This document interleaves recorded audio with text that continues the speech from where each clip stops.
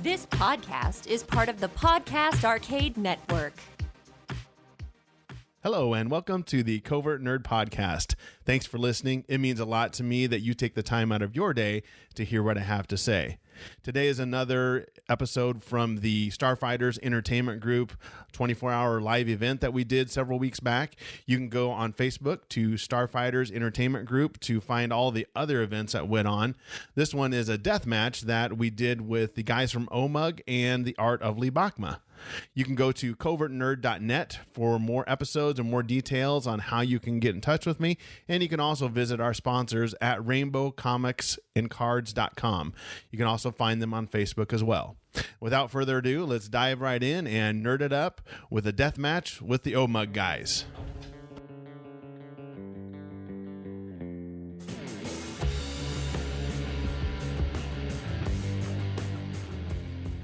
This is a nerd death match, and there might be a murder or two. We will see. There could be, yeah.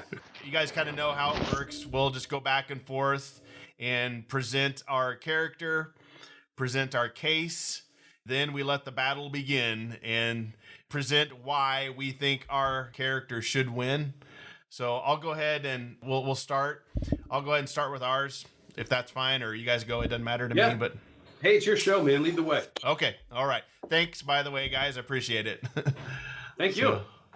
All right. We talked too many times about doing this. We never actually have gotten around to doing it. So I know we have to wait till a virus shows up and then do it, So, all right. Well, we've got the first matchup is going to be our side for me and Lee Bachma is going to be Lincoln Hawk from the movie Over the Top from 1987. Did you guys all rewatch this one? Yeah. Yeah, you got to get your... Yeah, there. I was just going to ask you to do that, Ben. That might be our secret weapon. You turn... You gotta, That's right. So, anyway...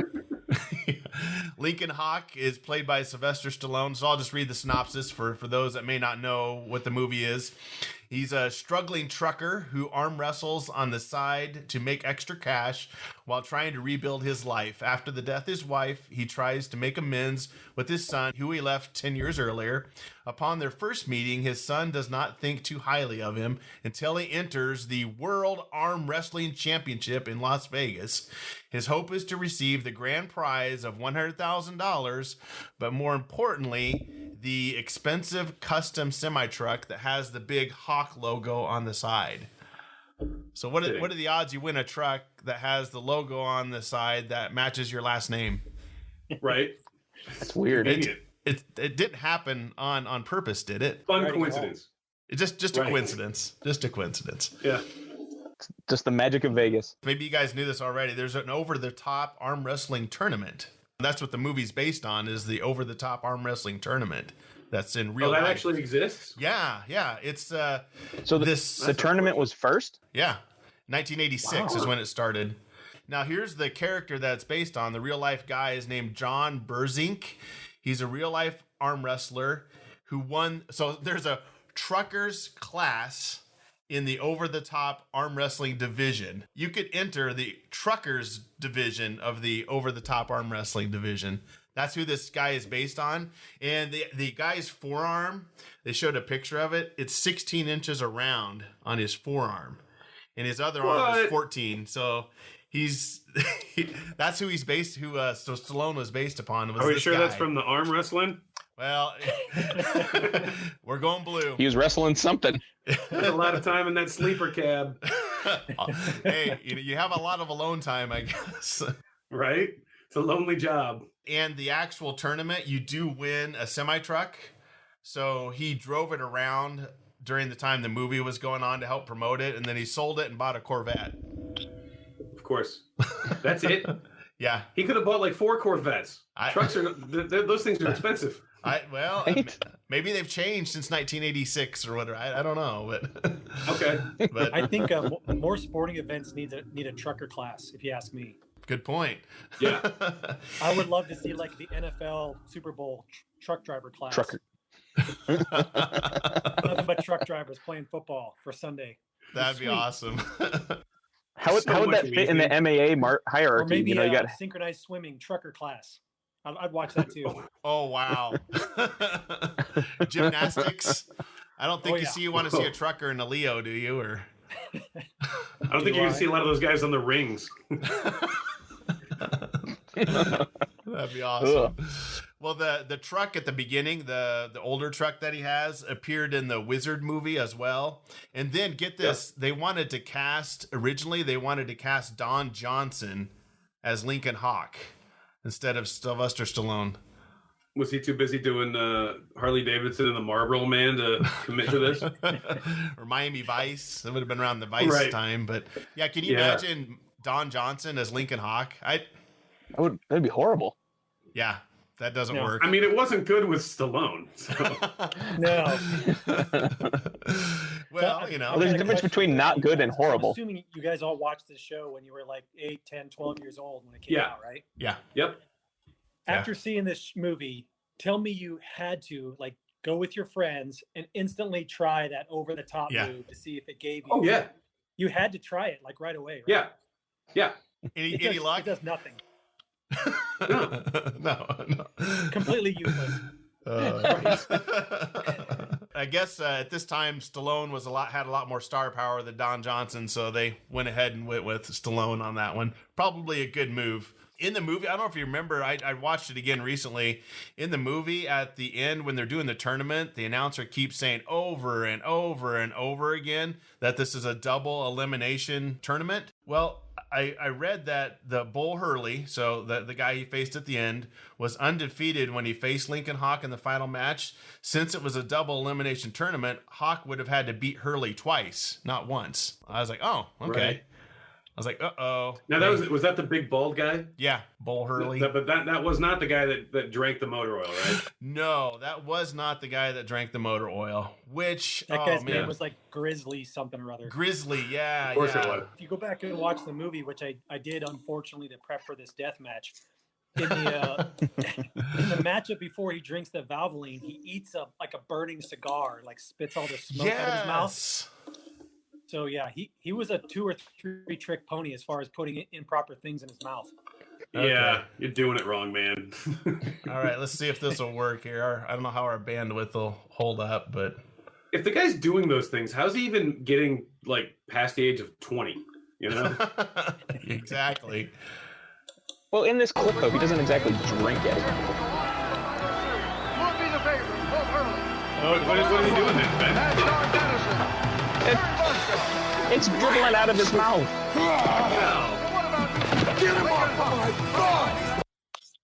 That's just good for sports performance right there. A little valve. Yeah. It all dribbles out of his mouth. He doesn't actually drink it. It's all psychological. 5W whatever. Isn't that what you do before you get into a fight, or head out in the field for football? I mean, I lube up for certain things, but not that way. Right. Okay. Funny story. I worked with a guy. This is probably 15 years ago. He said him and some college guys. So here you're already in trouble when you hear that. But they were at a party and somebody paid not the guy I was working with, but somebody else at the party, $20 to drink a quart of oil. And he did it. Needless to say, about 30 minutes later, they were heading to the emergency room. Why? For $20. Dude. That's not even going to cover your copay. Right? Well, it was the late 90s, maybe. I don't know, but probably not. Right. Maybe he had good insurance, so. He had good insurance. All right. If you guys are ready for me to lay down some smack as to why Lincoln Hawk's going to beat your character, I'm ready to put it down. Let's, Yeah, let's go ahead. Let's hear it. Wait, well, do we have to talk about our character first? Yeah, though? yeah. Let's do your guys. Let's do your character first. Yep. So, all right. Do we have to talk about him? Yep. Oh, okay. So that's how this works. We got Jack Burton, hero from Big Trouble in Little China. His truck is called the Pork Chop Express, and he is a successful trucker. And as we see in the movie, he finds himself in Chinatown fighting demons and Bigfoot and ninjas. Lopan. That's right. All kinds of fun stuff. And he's got, we see him with his fun network of friends, and he gets into a wacky adventure. So, and the rest of it, that's just the overview of who we're talking about, but I'm going to save some other bits for later. The good bits. That's right. How many times have you seen Big Trouble in Little China?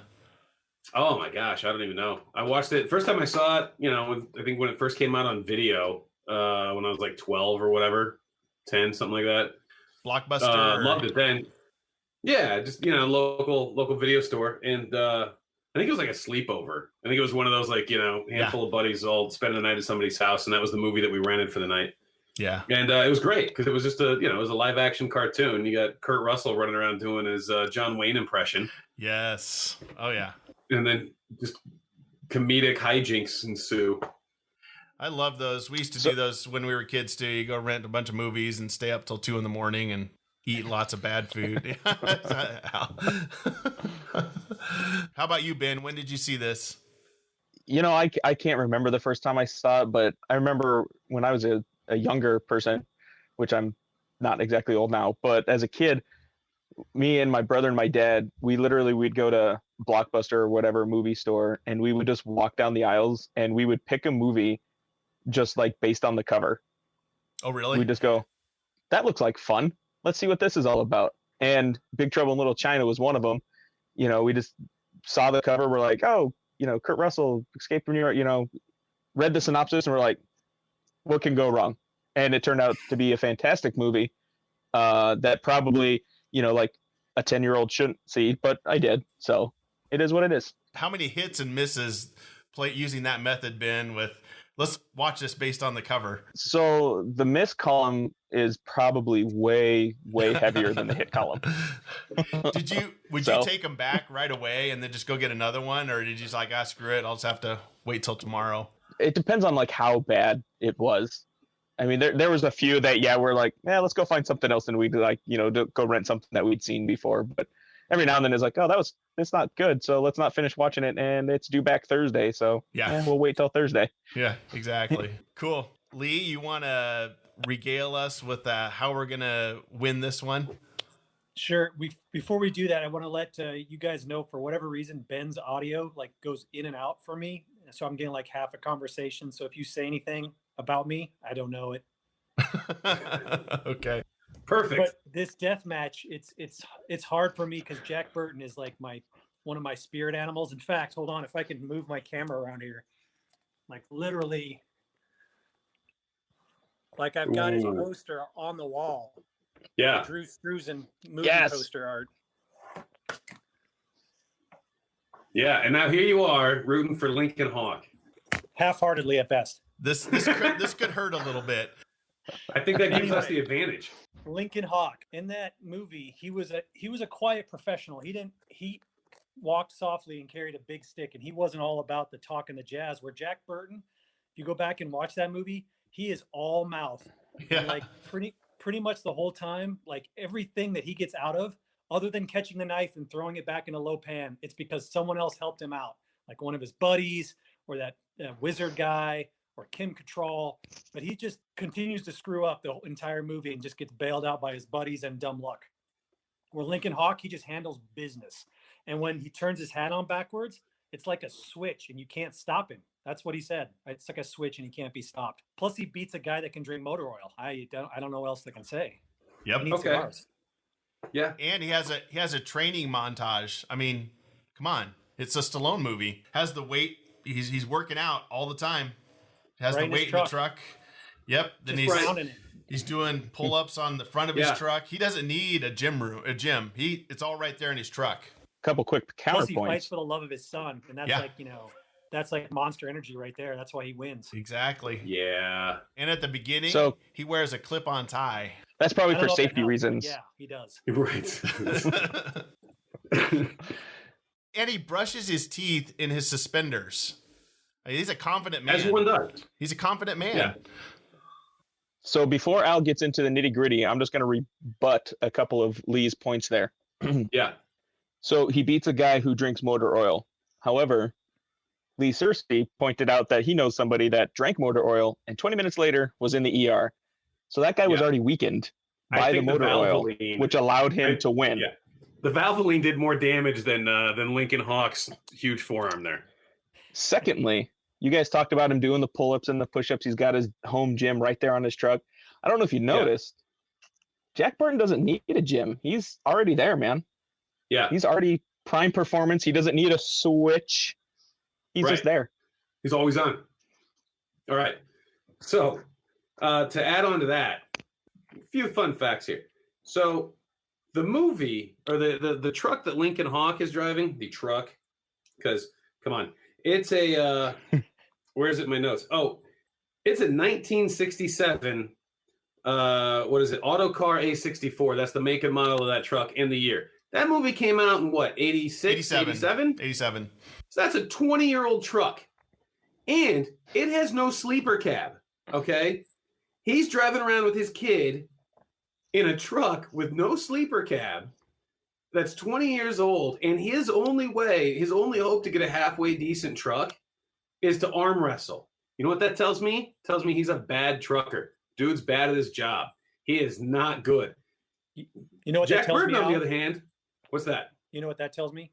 What's One, that? That the guy knows how to maintain a truck if it's 20 years old. So that guy's hardcore maintenance. Come on. It's a diesel. Those things get 2 million miles before they need an oil change. That's not a good excuse. Also, maybe if he weren't spending all of his time doing lat pulls on the grill and actually driving the thing, he could afford a better truck so his kid isn't sleeping in the passenger seat of a 20-year-old POS. All right? Jack Burton, on the other hand. Sleeper cabs. Sleep is a crutch for the weak, Al. Yeah. He's just raising his boy right. He's made of No, iron. he's He burning doesn't all need a his- sleeper cab. He's burning all his money on horse steroids and hotel rooms. Okay? And trucker Jack Burton, speed. on the other hand, he's driving a 1985 Freightliner. This movie came out in 86, which means his truck was 1 year old. All right. Now, you also notice that the physique of Burton isn't as ripped and swole as Stallone's. You know why? Because instead of squatting on his truck, he's actually driving his truck, so much so that he can afford a brand new truck and doesn't need to arm wrestle to get himself a new truck. He just drops the coin instead of dropping the hammer. Okay? Boom. Much better trucker. In the world of, as far as trucking goes, Jack Burton, hands down, better trucker. Okay? But in a way, he was kind of a truck driving podcaster because he was always on his CB, just talking out into the ether. Yeah, that's what they did.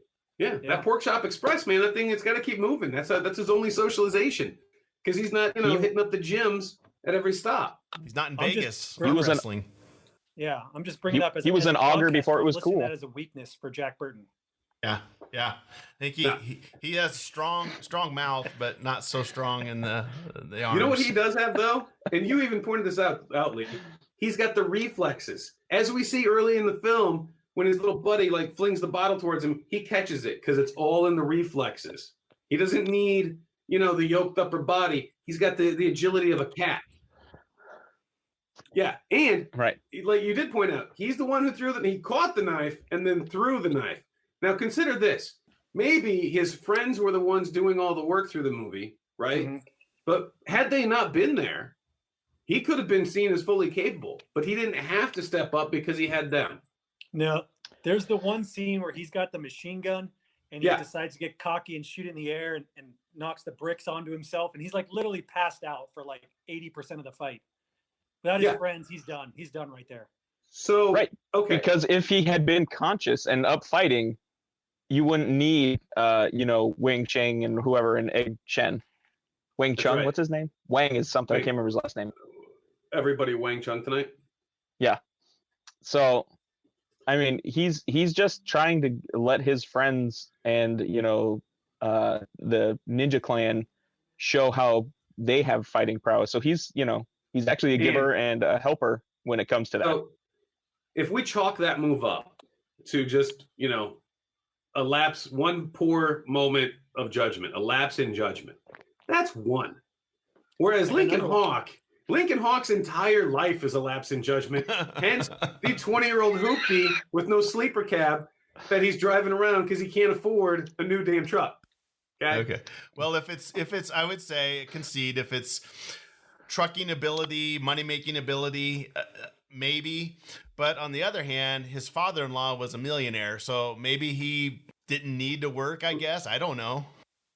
Jack Burton's father-in-law or Lincoln Hawk's father-in-law? Hawk's father-in-law.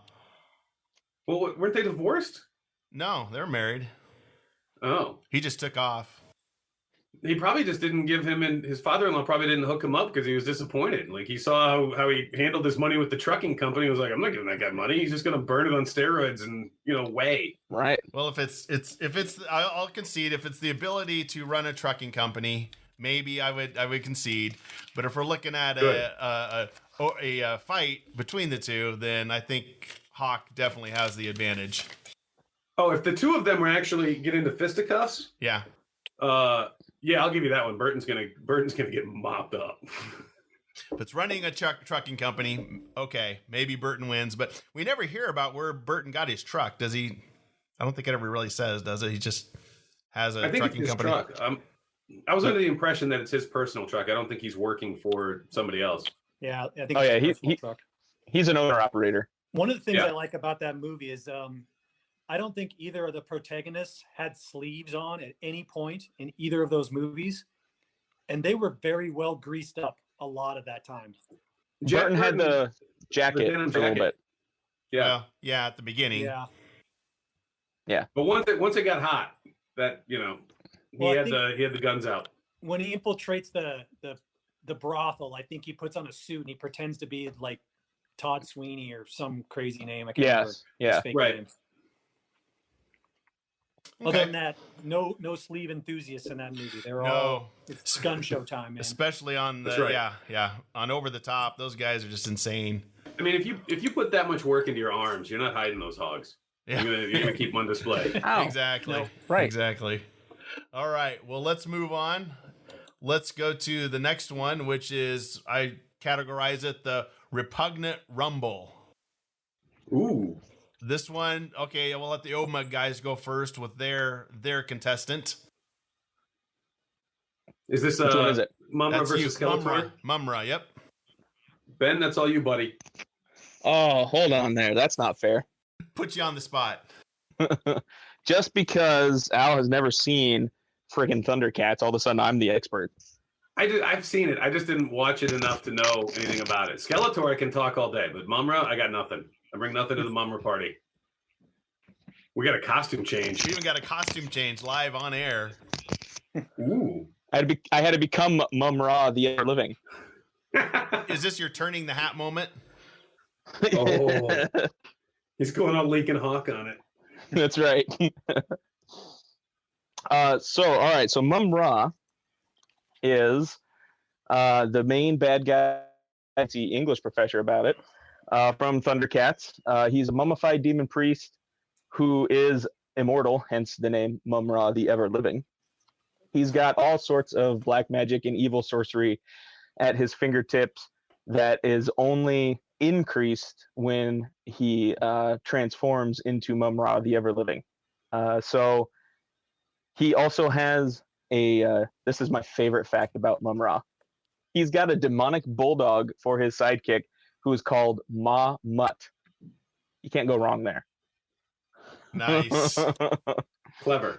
So he's got, like I said, he appears as a decayed, mummified, evil priest, wearing a red cloak and glowing red eyes, very disheveled looking, not very threatening. But then he speaks his incantation of ancient spirits of evil, transform this decayed form to Mumra the Ever Living, and he becomes Mumra the Ever Living. And like I said, that just gets him even more power. He transforms up to 9 feet tall, becomes very ripped physique wise, and just lays waste to Third Earth, or at least attempts to. He's also got a secondary form. He can go to Mumra the All Powerful. Ever Living and All Powerful, kind of stacking the deck against you guys here. Just throwing that out there. I would list off all of his different magic and abilities that he has, but there is a ton, and it would probably put us over time. Just know he's got it. He's got a lot. Okay. Did you watch this? Did you watch it when it first came out, Ben, or was this later? Oh no, I became a fan later. It just I always tell myself and tell people that I'm like a reverse hipster. Instead of saying I was into stuff before it was cool, I just get into stuff after it was cool. or if the antithesis, everyone likes He-Man and stuff like that. So I'm like, I like Thundercats because it's different. Ha ha ha.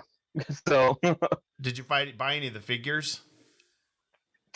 I think yeah, I had a Lion-O for a while and the Panther guy, the Panthro. Those are pretty rare, I heard, because they didn't really sell a lot of them, so they weren't really out in the market very long.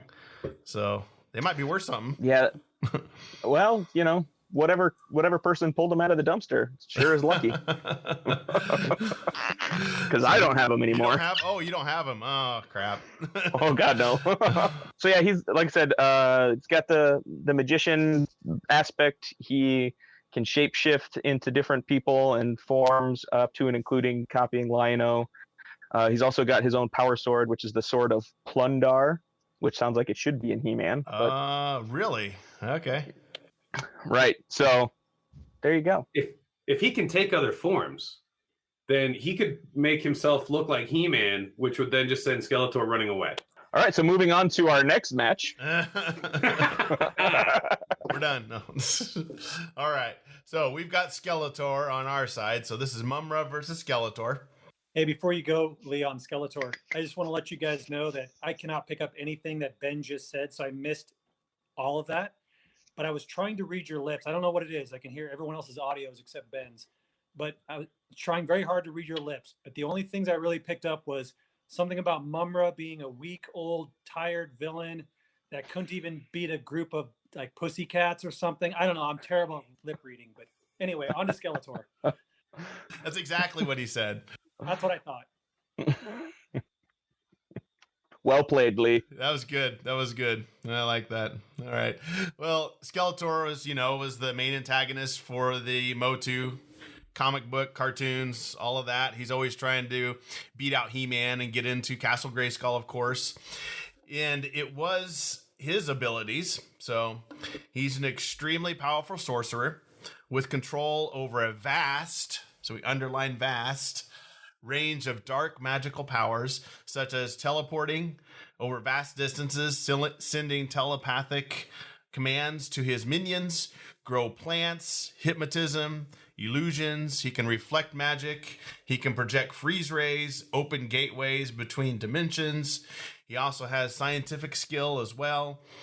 And then in both the Filmation and the New Adventures, they also show him as a highly skilled swordsman wielding two swords. So he's got his Havoc staff, of course. That's his iconic power, is having the Havoc staff that does everything. It seems like it destroys He-Man and makes his coffee in the morning. I don't know. It just seems to do everything. And of course, he's got all of his minions surrounding him as well. He also his origins vary from obviously several different iterations, but he was King Randor's brother, I think, in the new iteration, but he also worked with Hordak as well and got some of his magical knowledge from him. And of course, his voice with Alan Oppenheimer. So that alone, I think Mumra's done. I mean, you have Alan Oppenheimer on your side. Come on. That's not fair. And of course, we have the live action movie. Well, it was good, but still excellent actor. I forgot who played him. Who played Skeletor? Frank Langella. There we go. Frank Langella, yeah. So he's got Alan Oppenheimer and Frank Langella on his side. I mean, I don't know. And he doesn't. Oh, I guess I'll wait. Lee Bachman's got some good stuff, but that's what we've got for Skeletor on our side. Plus, his toys are just amazing. I was just scrolling through all the different Skeletor toys. I mean, come on. He's got dragon. What's the one with the dragon on his shoulder? And he's got the claws. What was that one?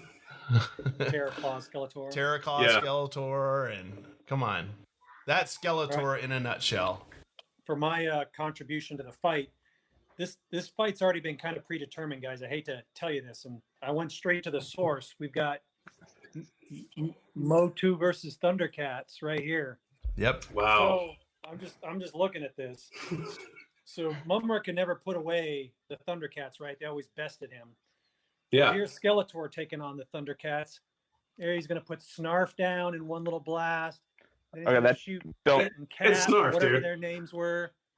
And then in this panel, he punches Chitara and that tiger guy, whatever his name was. And then he puts Panthro in the Hurt Locker. Yeah. And so Lion-O decides to like, hey, I should step up and protect my boys, Yeah. and girls. And Skeletor just puts him down too. Like, but damn, you only need one eye. Lion-O loses Nice. an eye. Yeah. So in a series of like 5 panels, he did what Mumra could never do. So I guess Ooh. if he was, fighting the Thundercats, you got an argument. But in a death match, he's fighting Mumra. But Mumra couldn't defeat the Thundercats, and Skeletor did. So listen, if they're going head to head, But technically, Mumra is never defeated either because he is the ever living. immortal. Well, but Mumra is immortal. doesn't Mumra? Yeah, but to do that, doesn't he have to sleep? He has to go in some sort of rejuvenation chamber. Here's the thing. Yeah, but he's got his. When he gets people, too weak, looking he has out to for go him. back to his sarcophagus. Yes. So here's one of the advantages that Mumra has. All right. Let's say we got an octagon where they're gonna fight. Right now, Mumra's showing up as this frail little old man. He's, Mumra. Skeletor's over there in his corner getting cocky. Okay, Skeletor's like, this really? Why don't you just bring Snarf out? This is a joke. And then you know what happens when you get over cocky and you underestimate your opponent. Bam, you get owned. And Mumra transforms. And like I said before, if he just transforms into He-Man, shapeshifts into He-Man, Skeletor's gone. He's not even going to stay in the ring. Well, and also too, though, Skeletor, he's got that ripped abs and pecs and everything else. I mean, he knows his way around the He doesn't gym, have sure. to train. He doesn't have to transform. It's just there.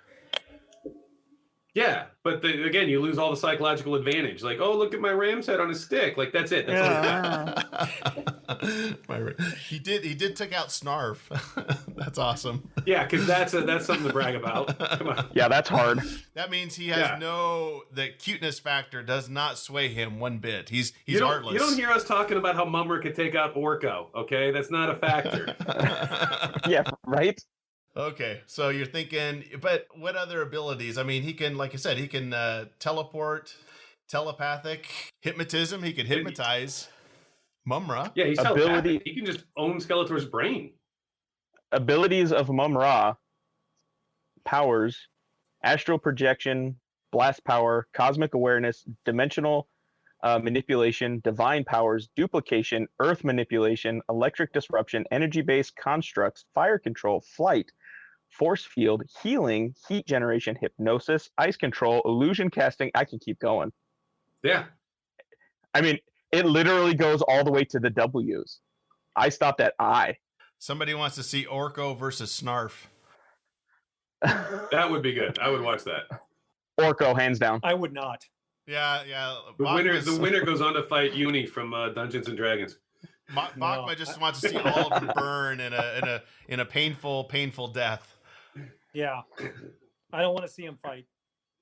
That'd be terrible. That just annoys me. So I'll say this. I'll say that Skeletor is probably a better physical fighter with weapons and fisticuffs, but overall with magic, I mean, come on, Mumra's got all those things that Ben just listed and then some. As long as he's not in a sarcophagus. So it is a little bit limited on time of day or time of the year. I don't know how much has to. Oh, no. How often he has to sleep in the sarcophagus. It's just once he gets, weakened, which they have no time frame of what that is. And he has no time frame of when he has to stay in it. Okay. So it's not like once a year or every 10 years or. No. And he's got Mama watching out for him in the sarcophagus. Yeah. In the cartoon and in the, all the stories, when the Thundercats beat him, he retreats back to his sarcophagus to hatch his next plan. Much like Skeletor retreats back to Snake Mountain. Okay. All right. Like I said, I can't hear Ben, so I'm just reading lips. I read something about Mumra needs naps all the time, or so, I don't know. But he's an old man. Going back to the Bible on the head-to-head here, Skeletor does, like, which way do I need to go here? This way. outwits Mumra, and with like a help of a secret magical potion, like turns him into like his little ethereal servant, and Skeletor just has him doing whatever he wants him to do. So, Nice. Did Beastman write that comic? I did write this. Oh, it's DC Comics. That's who wrote it. I heard they're going under anyway, so that doesn't matter. Right. Fake news. And Fake I news. also have you noticed that like whose name goes on top of the title here? Yeah. Yeah, I think Not maybe not Skeletors. not Skeletors. I mean, yeah, the name on top looked like it said He-Man, not Skeletor. So I don't know, guys. I call it a draw. It's looking kind of weak for Mumra. I don't know. No. So- well, of course you say that. Right. So, We need somebody from the outside. Like, hey, where's Billy? Can he call this yeah. one? We need to let the fans decide on this one. What do you want? We need a You tiebreaker. decide based on our arguments who wins, Mumra or Skeletor. Mumra, the immortal and all-powerful god, or the dude with the bony face. Well, I mean, underneath, I don't know nothing about these guys. So underneath the wrap is a skeleton. So we got skeleton versus skeleton, right? Yeah. Well, Okay. except he transforms into a giant, behemoth. Yeah. Mum-Ra says ancient spirits of evil transform this decayed form to Mum-Ra the ever-living, and he grows to be over 9 feet and ripped. That means he's got the reach. What's Skeletor, like 5'8"? Come on. He doesn't need it. He has his Havoc staff. Eddie, Eddie, help Eddie. can you jump in here? I got nothing. Yeah. Eddie says, here's Eddie. Mumra needs to take a nap, guys. Come on. I Nap mean, time for Mumra. Really, got- that's all you're gonna focus on? Okay. but I like mummies better than skeletons. Does that count?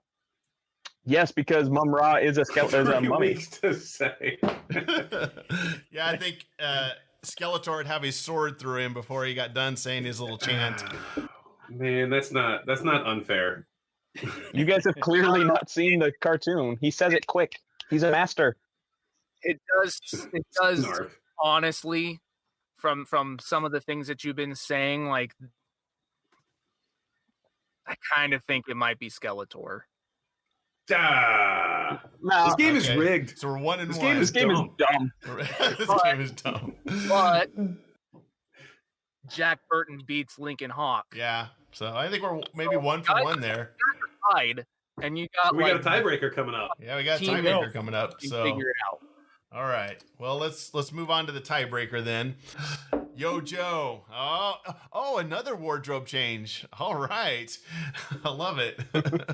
Man's gonna be layered in 30 shirts He's before gonna the like night's over. sweating.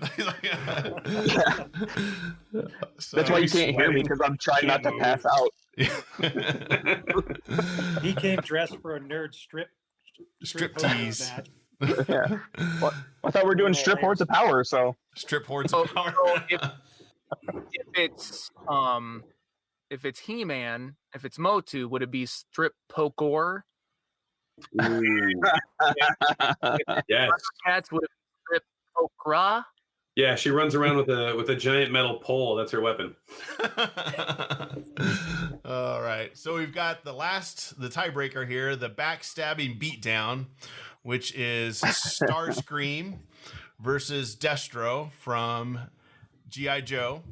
So since Yes. you guys went first, I'll go first. So we've got Starscream, Well, of course. Yeah. Hang go on a second. So the point of this one isn't necessarily who's going to win in head-to-head combat, because No, obviously. one's a giant, metal robot. Yes. But it's which one is a bigger backstabber yes. to their leader. The Okay. overall, yes. Who's gonna move the cause along by any means necessary? Right. Yes. Right. Good luck.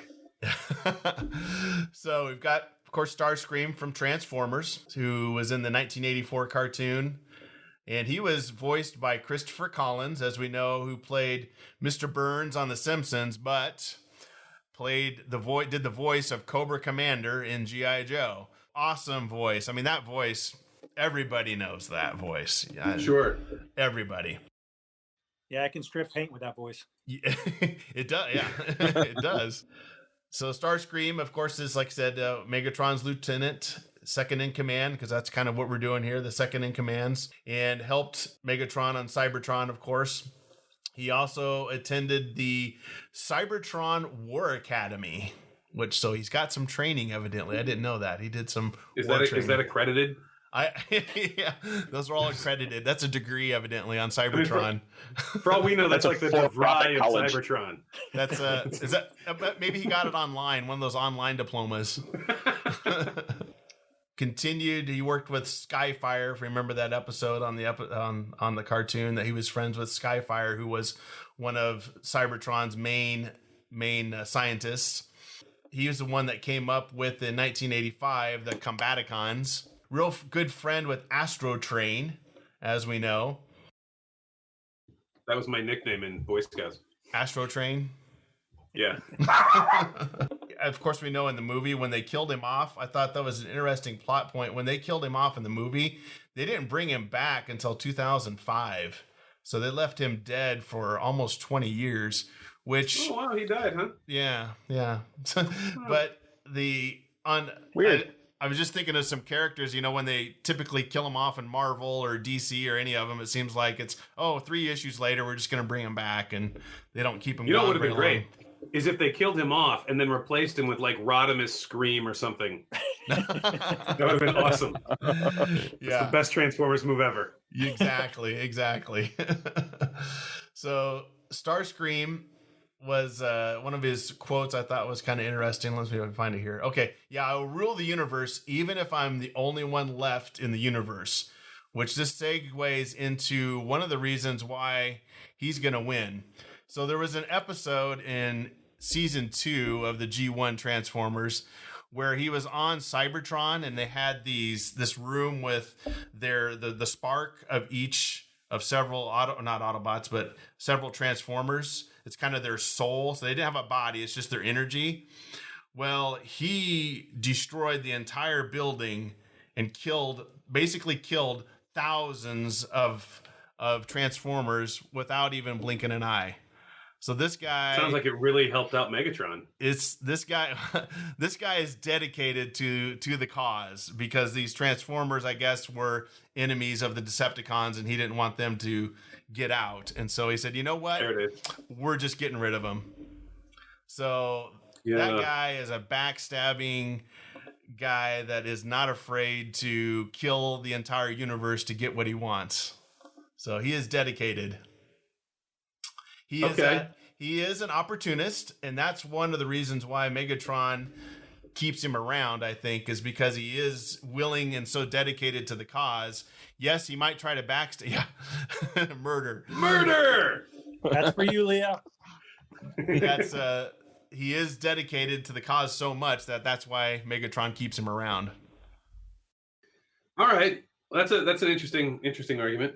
Let me give the backstory, Al, and then you can give the points as to why. All right. Wait, real quick before you do, though, if we're going to talk voiceovers or voice actors as a muscle flex, Maurice LaMarche. Maurice LaMarche was the voice of Destro in like the second iteration of a G.I. Joe cartoon. He was also the brain, among many other things. So I think that's a mic drop on that guy that you had. Go ahead, Ben. So Destro. Yeah. Destro was born in Scotland. His full name is James McCullen Destro the 24th. That's a heritage right there, son. Legacy. He is the Laird of Castle Destro in the Scottish Highlands. I almost said in the Cottage Highlands. Yeah, does Starscream have a title? Yeah, and a castle. Has a degree. Yeah, from the ITT Tech of Cybertron. Come on. The Destro clan has designed and sold weapons for centuries. Destro is the faceless power behind the current incarnation, which he has titled MARS, the Military Armament Research Syndicate. As an IT Tech graduate, I take a deep offense to that, Garrison. It's an accredited school. So the Destros have been making and selling weapons for centuries. In fact, the reason why Destro wears the mask is that it's a tradition. It's a sign of power and standing within the clan. Way back when, I'm not going to give the date because it's way back when, the Destro clan was caught selling arms to both sides of some factions that were in a war. And neither side wanted to get rid of them because they were doing so good getting them armaments that they just forced this one ancestor to put on the metal mask. And so now Destro wears it in honor of that. See, that's a lineage of backstabbing and undermining. Right. He obviously, he will battle Cobra Commander himself, up to and including selling armaments to the Joes, because that's just who he is. He's super rich because of his heritage and because of, the Mars Syndicate there, thingamabobber. His only one weakness is that he is in love with the Baroness, so every now and then that kind of gets in the way. Yep. Al, take it away. He also had a direct hand in creating Serpentor, who usurped the power from Cobra Commander. He worked with Dr. Mindbender and Tamox and Zammot in creating the guy who took over and crushed Cobra Commander. Starscream didn't do that. Okay. Actually, didn't they prove that in the G.I. Joe movie? They planted the little ear bug or something in his ear that gave him the idea for Serpentor. It doesn't matter. He still did it. He still followed through with it. But he may have replaced Cobra Commander, but he didn't put himself in charge. He just created a better leader that he can't usurp. That was a dumb move. No, Destro doesn't want to be in charge. Destro wants to play both sides. It's not going to benefit him financially if he's in charge. He wants to stay behind the scenes so he can sell his guns to both G.I. Joe and Cobra and whoever else wants the guns. That's how so he's always going to undermine whoever's in charge of him. That's the better position to be in. Unlike Starscream. I was going to say, the fact that he backstabs both sides, he's backstabbing at twice the volume of Starscream. That's right. He's a career backstabber. That's his job. That's his lineage. Serpentor had Hitler DNA. They just went too far. If you're going to have somebody take over your evil master, where are you going to turn? DNA! He was the ultimate evil master. That's where What you're DNA going was to create left? the ultimate evil master. Did they steal his little tiny mustache? What'd they do? What DNA are they talking about? I don't know. They probably got some off of Eva Bronze Corps or something. I don't know. I'm going to go get my ITT degree right now. I'll be back. Listen, they were in a bunker for a while. There's going to be DNA plants. I don't know. I have to stick with legitimately Starscream killed more characters than Destro ever did because of the bunker. But he's going around killing people, which benefited Megatron. Destro wasn't out to benefit Cobra Commander. Destro was out to benefit himself, which makes him the ultimate backstabbing little, biatch. I missed all of Ben's diatribe because I can't hear him for whatever reason. But did anyone bring up the Baroness? Yeah, yes, he did. Yes, it may have been mentioned as a weakness and a motivation. Okay. Yeah, because she's always his super weakness. Whenever Cobra Commander or Serpentor wanted to heal Destro, it was just easily to go after the Baroness. So Starscream doesn't have that weakness. I mean, but Baroness was... Yeah, just being killed for how many years? Destro just put his tail between his legs every time. Starscream has the weakness of incompetence. If he's Starscream has the weakness of dying. He screws it up. But I mean, honestly, did Destro win any fights? I mean, he's kind Destro didn't have to fight. Destro essentially won all the fights because he provided the weapons to everybody. So he wins every fight. So wait, Starscream died. Starscream died in the movie, and then you said he didn't come back until 05. When did Destro die? Yeah, he hasn't. Die? Yeah, that's weird. Yeah, I don't think that's coincidental at all. Well, before he died, though, you got to remember that was about 2-3 million years after they left Cybertron. So, and I do want to say he's a robot. Marvel comic book. Quit bringing up comic books, Lee. Past to the cartoons. When Cobra Commander makes his move and gets rid of Serpentor and comes back into power, I'm pretty sure he buries Destro under a mountain. and kills him with a cave-in, along with like Major Blood and Baroness and a few other folks. Pretty sure. I'll have to look it up. I think that's irrelevant. I don't think that matters at all. But wait, Seems pretty but relevant.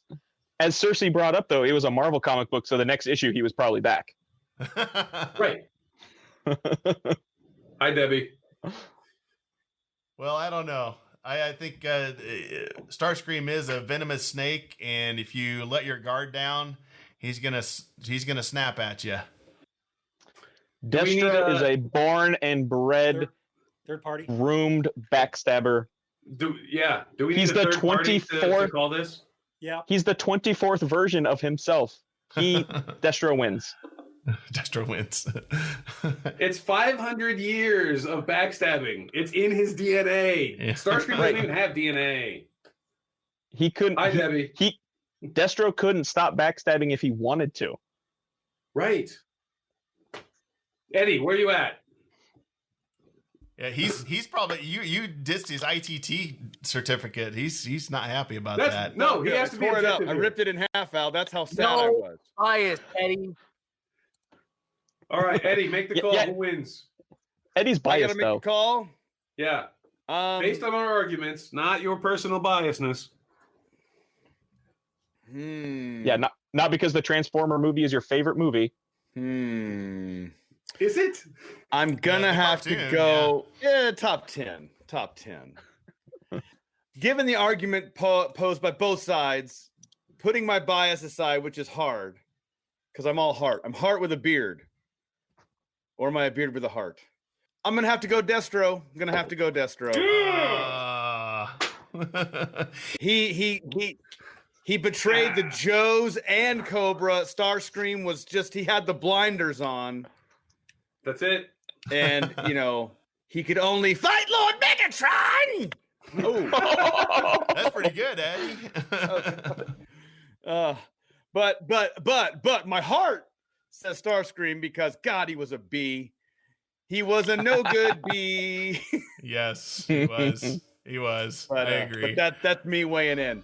It's still I'll all show myself the fun. door. Our first appearance. Our 2 to 1, we appearance on win. the death match, and we win 2 out of 3. As Yes. Meatloaf said, Virtual 2 high out of five, 3 Al. ain't bad. Wait, Well, hold On on. the wrong. Oh yeah. You may have got us this time, but we'll have to do it again and do another matchup, guys, and let's do it Absolutely. in person once all this crap is over. We might let you win. Heck yeah. You might let us win. Oh boy. I know. I know. Next time we'll tie one character behind our back. OMUG is known for their sportsmanship.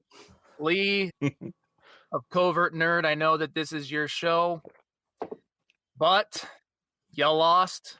I know. gotta This kick you time. out. I'll show myself the door too, because we gotta set up.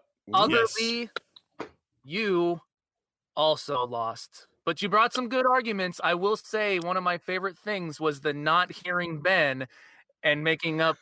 that was some really good smack talking. I think you deserve extra points for that, but you lose. Also, I wasn't 100% sure if he could actually not hear me or not. I don't know. I think you But could. that's being a good actor, like with your Method. Exactly. With the with your